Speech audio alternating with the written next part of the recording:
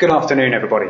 My name is Michael Freeston. I'm Director of Quality Improvement at the Preschool Learning Alliance. With me today is Melanie Pilcher, our Quality and Standards Manager. Hello. And today's topic is reaching out to the world, twinning your early years settings, which I have to say, Mel is smiling at me here because this is a particular favourite topic for Melanie, and it's my pleasure to act merely as her chair and to field any questions. Hopefully you can see the slide on my left which has the title. Can you please say that that is the case by raising your hand, by pressing the little raised hand button on your toolbar? Thank you, Rachel, you're first up, top of the class. Thank you, Lizzie, and everybody else following behind. Okay, what I will do is I will lead you through a couple of technical issues about a webinar, and then I will hand over to Melanie. First of all, for those of you who are new to webinars, don't be afraid. What you've got is basically a seminar, but it's done on the web, which allows us to reach a lot more people than if we had to travel out to do individual sessions. Also, we record each of the webinars and make them available on the Preschool Learning Alliance's YouTube site, which you can access through our homepage on our website. And also, Melanie will give more information about this at the end. We also now develop a resource pack for practitioners to work alongside the presentation themselves so that they can repeat it to their staff if they so wish. Right, so you should have something which looks a bit like the control panel you've got on screen now. If you have a question or a comment you wish to make, please type it into the box.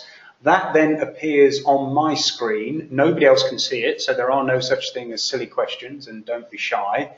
And what I then try and do is drop them into the conversation at a suitable time and get those answered. So we address things that way. A webinar, we do allow some time for the end for questions and comments, but these things work far better with a dynamic communication between ourselves and you. So don't feel as though you have to wait to make any comment or question till the end. Please do ask them as they pop into your mind. I think that's all I need to say at the outset. Melanie, over to you. Thank you, Michael. It's always a pleasure to be able to talk about something that you're passionate about and that you think is a real innovation in early years. And twinning is something that I've been thinking about for some time now, and it's something that, although it's well established in schools and in towns and villages across the country, it's not something that we've really looked at in an early years context before. So when most of us think about twinning, we probably do think about cities or towns or villages that list maybe one or more foreign place names on a signpost. Maybe we do bring to mind exchange visits and articles in our local papers with pictures of smiling dignitaries. You might know of schools who are twinned with other schools and organise trips and student exchanges. We don't, as I said, usually apply this to an early years setting, and let's face it, the student exchange element might be a bit of a challenge anyway. In early years, we may have pen pals, or we may have links with other nurseries at home or abroad because, for example, a member of staff or a family have moved on but want to stay in touch. Arrangements such as this are often casual, and whilst they might be fun, they have very little structure to them, and they do tend to rely on the goodwill of one or two people who want to stay in touch. Inevitably, they fizzle out after a while. So today's webinar is about looking at possibilities, thinking through the benefits, and hopefully inspiring you to take the first steps towards twinning, and in doing so, open up the world to our children in a meaningful and innovative way. And as we know, children are naturally curious. They use all of their senses to explore the world around them. And we know and we try to provide rich and meaningful experiences that will stimulate them to question how and why. We want them to make connections and recognise differences and similarities between people and the environment as they begin to understand more about the world and their place in it. For all of us, the world starts on our very own doorstep, but for some children and families, it doesn't extend much further. As childcare providers, we are quite good at providing children with learning opportunities that allow them to explore their immediate environment. We know that hands-on experience is the best way to learn, and that children need to have their curiosity aroused in ways that are meaningful and relevant to their age and stage of development. In their own environment, children are explorers, they're investigators, scientists and innovators. They are pioneers with a thirst for knowledge that is limited only by the restrictions that we often place on them. As I mentioned before, I've thought for some time now that we could and should be better at opening the world up to them. After all, we live in a digital age, so why not use that technology to inspire children to experience the world, rather than limit their experience with screen time activities that are designed to keep them on the sofa. And it matters because we do live in an increasingly diverse communities, and that is the rich and wonderful mix of families that we're already working with. Mutual respect and tolerance are British values that are embedded in the EYFS. Where communities are less diverse, it is even more important to give children those rich and meaningful experiences. And it isn't just about different cultures. It starts with understanding that we are all members of a global society. We may have different traditions and experiences in our communities that shape who we are, but we benefit greatly from diversity, whether that is to be found at the end of the street, the other end of the United Kingdom, or in a country far away. Putting a poster on the wall or providing multicultural resources are not effective ways of showing children how other people live. How much better to talk to your peers, to watch them at play, recognise similarities and discuss differences, share each other's news and exchange ideas. And if we just move on a slide now, and we'll take a quick snapshot of just 3 of the learning and development requirements within the EYFS, something that you'll all be very familiar with. Understanding the world. As I said before, we are quite good at doing this in our immediate environment, but I wonder how many people would rate their practice in this area as particularly good. Communication and language. Of course, if you're sharing ideas, news and stories through a range of different media, then you're meeting these requirements. Personal, social and emotional development is where we've always said that British values sit, and where mutual respect and tolerance are developed as children form those positive relationships with other children, whether they live nearby or far away. And presumably there is the whole prevent and British values element here, in terms of Ofsted keen to see innovative ways in which settings are promoting those new elements, and this could be an easy way in which to demonstrate that in reality. Definitely, and less tokenistic than some of the really awful examples we've seen of people sticking a Union flag on the wall and pictures of the Queen dotted around the room. So yes, if you want to really bring the British values alive, as I said before, they do sit so well within personal, social, emotional development. So, thank you. And as always, we like to have a little browse to see what Ofsted are actually saying when they're inspecting settings. And these are just a few of the comments that I found in Ofsted reports. I'm not going to read through every one of them, but you can see that there is a theme running through that basically says that children don't always have the opportunity to follow their interests, that they're not actually getting the opportunity to understand differences and similarities. And we know that the essence of good quality practice is to innovate in an area of learning and development. And this particular one is often overlooked, or at the very least uninspiring. And these, like, as I said, are just typical comments. So what I challenge you to do now is to look back at your own Ofsted inspection report and see how you were actually, what comments were made in this area of learning and development for you.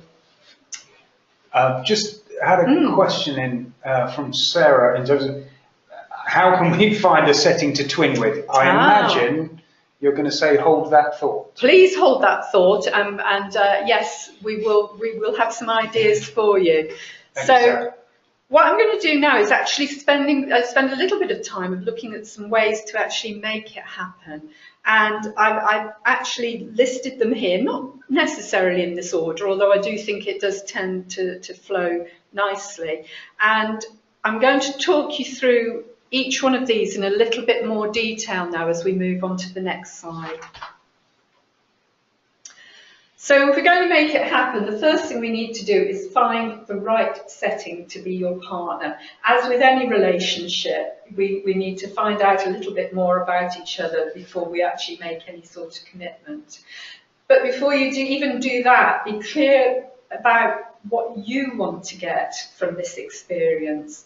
Talk to your team, talk to the children about the opportunities that might arise, and actually try and get everybody on board before you even start looking for a partner to twin with. Do you share the same goals, have the same expectations, and are you all excited by the potential of twinning?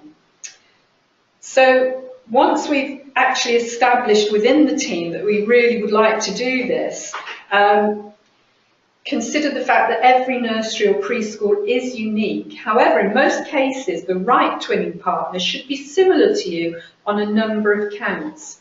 This can be the size of the setting, the location. Do you want the opposite to your situation, or do you want to discover how other children living in a city such as Dubai or Beijing get to nursery? Spend some time getting to know someone from your potential twin setting to make sure that you have the same understanding and aspirations. I mentioned before, when you're actually deciding that you want a twin, to involve everybody. And even though as you move on with the process, one person may be the driving force, they should not be the only people involved. Twinning needs to be visible for every service user to feel involved. For instance, a notice board display in your newsletter and website can feature news about twinning. It's important to communicate the impact and the benefits of twinning to parents and the rest of your team to create an accurate image. And then as we go on to the EYFS, of course, good twinning should have clear links to the EYFS to strengthen and enhance your practice. By allowing children to experience the daily life of others, to consider and discuss the things that pique their interest and stimulate them to find out more. Twinning helps children to understand that they belong to one community of values. And we can just move on. Defining those common objectives. You've already done that in a team before you actually start this process. So now thinking about what do you and your partner or your potential partner want from this twinning? This should be the first question when you begin to establish a link. You should define those clear objectives and set some priorities together. Create momentum. Where possible, agree from the outset on any key dates in the calendar, such as festivals and celebrations that you would like to plan for together. If time differences allow, schedule in a monthly Skype call, one for the twinning leads to plan, followed by another for the children.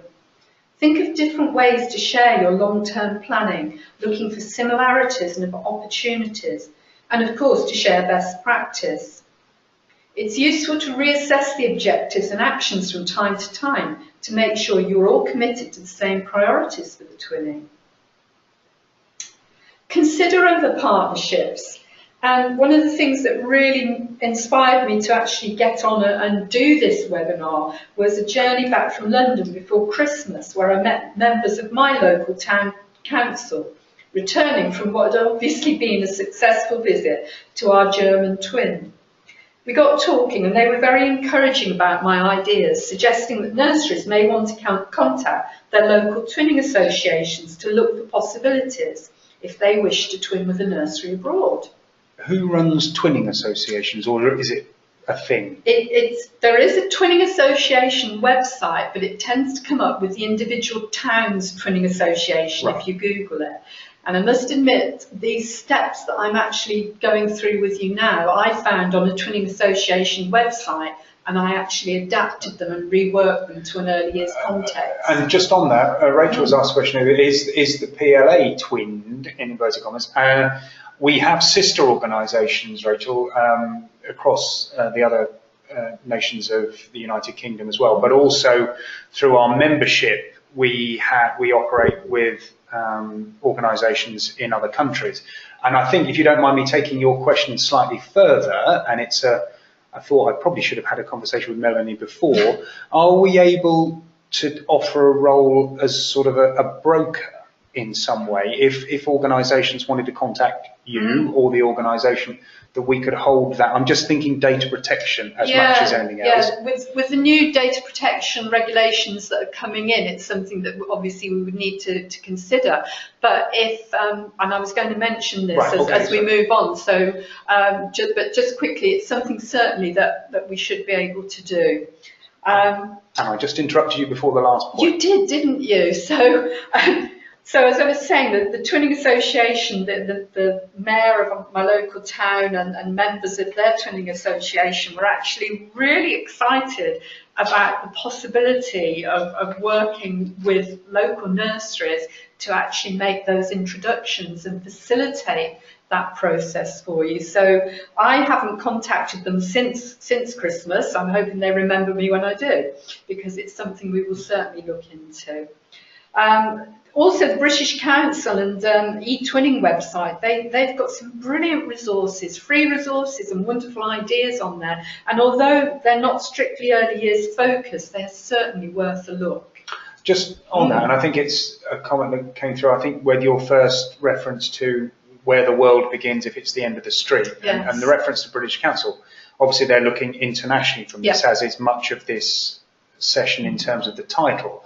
But it's not solely international. No, absolutely not. And that was something, I'm glad you brought that up, Michael, because although I've said, reaching out to the world, as I said earlier, for many children, the world starts on their doorstep and, doesn't extend very far at all. So really, this is about twinning with somebody in the next town, the next city, one end of the country from the other. One of the things you asked about whether it's something we can facilitate is, as Michael mentioned earlier, we've got good links with nurseries abroad, and we've had some very early conversations with them, and they're all expressing an interest as well. So I think we can take it as far as we want to, really. One of the other points on that is we host lots of international delegations here, because the interest in the English approach to early education articulated through the earliest foundation stage, they are fascinated about. So there is real demand for contacts with practitioners in England, and so I think that could be very much one of the stepping stones to an effective twinning relationship. Definitely. And on that note, your local school might already be involved in a programme as well. And so why not see if there's potential to work with them? I mean, so many of us work really closely, don't we, with the schools that our children will be going on to. And this is just another way of working in partnership with them. And if we move on again, we have moved on, I do apologise. Make it count. We're all very busy, aren't we? And there are so many things we'd like to do, but it has to be worthwhile doing in the first place. So think about shared issues you can address together. For example, promoting outdoor experiences or caring for the local environment. Do you want to reduce the amount of plastic waste in your nursery? Something that's been very close to my heart this year, I think, as I'm now refusing plastic straws in my drinks. What are the options? What is your twin going to do? You could set joint targets and motivate each other to make those changes with a little healthy competition. And that's something that we find often works really well. And of course, celebrate your success. Reflect on the impact your twinning has had on children's learning and development, and include it in your SEF or other form of self-evaluation. When you're showing new parents around, talk about your twinning as one of your unique selling points. If Ofsted come, show them how you've been innovative and creative in the areas of learning and development we mentioned earlier, and be proud of your success. I've just got a question. Funnily enough, you said that because it's come in from Susan, and it's that final reference. Will Ofsted really care? that we are twinned. It's a lovely idea, but have I got the time for it? I think that reference there in terms of what I'm answering my own question here, if you don't mind, and Melanie will add to it. No, please. What Ofsted is looking for in every situation is here, what difference did it make to the children's learning and development? So they will be interested, Susan, because you can present it in such a way that it reflects absolutely on the key elements of their assessment of your setting, which is how well you're supporting the children's learning and development. Definitely, and how well you're stimulating those characteristics of effective learning, where we want children to be curious about the world around them. And that doesn't come from looking at a book or a poster on the wall, does it? Okay, so we're nearly there, and as I'm preparing to stop talking, one of the final few slides is to start talking, and I just wanted to jot down a few of the ways that we can actually communicate with each other. So photographs, sharing photographs with all relevant permissions in place, and I think we're doing quite a lot. I'm going to come back to the old general data protection regulations that are coming in, and the Alliance will be giving further information about that, because it does have an impact on how we share and store photographs of children that we take. But with all relevant permissions in place, send photographs to each other, email each other, Skype each other, use webinars such as this one. GoToMeeting is something that we use quite a lot, face-to-face or online face-to-face meeting. FaceTime, and I'm sure a lot of these things have already been overtaken by new apps and new gadgets that are available to us. Airmail, sending letters to each other. There's 1,000,001 ways that we can actually communicate to each other. And yes, we know that there's the barrier sometimes of time differences, but there's always a way around it. And once you actually start to plan these events into your long-term planning, I think it becomes routine. It becomes part of your daily routine or your long-term planning. Thanks. We've had a follow-up question from Rachel. Do you have any examples where Ofsted has praised the twinning of settings in terms of outcomes? Now, before you say yes or no, I'm going to take this opportunity here to promote one of the fantastic things to everybody, which is a little website called watchsted.com, WATCHSTED, watchsted.com, developed by the very clever people at Angel Solutions. I always give them the name check. It's a free piece of software, and it uploads twice a day, I think it is, all the published Ofsted reports, completely up to date. And what's fascinating is you can search keywords. So it doesn't just give you what percentage of settings are outstanding or good. You can actually search through the words that have been published in the text of Ofsted reports. And so you could search for twinning, and it would come up. Now I'm going to look to see Melanie to see if you've actually done it. Yes, I have, and that's where I got those original Ofsted. Right. Yes, but so has twinning been mentioned? And this is one of the exciting things about this, and this is one of the things that really, really does stimulate me to get things going. Is I don't think that anybody else is doing it. Right. I think this is real innovation. I think there may be some very, very informal arrangements out there, as I said before, where people might exchange letters or the occasional email with each other. But I don't think there's anything in place that people could actually say we are twinned with a setting. And one of the things that we're looking to develop in the future, and I'd be really interested to have expressions of interest from people out there, is how perhaps we could accredit settings who are twinned. And that's something that we've been looking at. We put some ideas together, and I think it's something that we really could make happen if there's an appetite for it out there. Smashing. Thank you. One thing that I know from experience on these things, in terms of the direct communication, whether that's Skype, webinar or FaceTime, don't forget time zone differences. Yes. you can usually get to a situation where it's going home time in the UK for the children, and it will be early morning, possibly internationally. So do bear that in mind about where you're going to be in your day if you are looking to do direct communication and video conferencing. Definitely, we wouldn't want to be keeping children back till 7, 8 o'clock at night because we want to talk to Hong Kong. But yes, ways and means around that. And I do think, you know, even if you're just going to record a webinar message and send it across to each other is a really good start. Don't let it be a barrier to doing it. No, that's the main thing. And as we move on to my final slide now, what I just wanted to flag up to you is, well, what can you do now?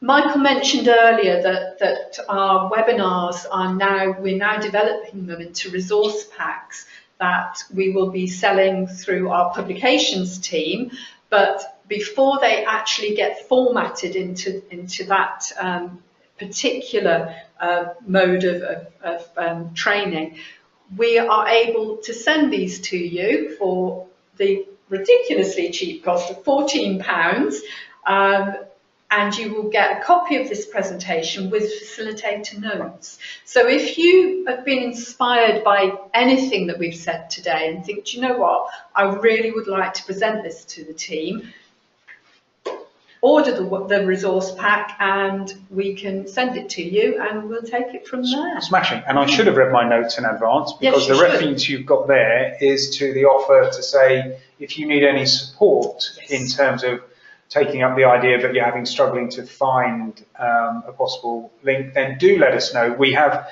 members internationally. I mean, we're just talking earlier on in terms of colleague settings in New Zealand who have already expressed an interest in twinning with UK settings.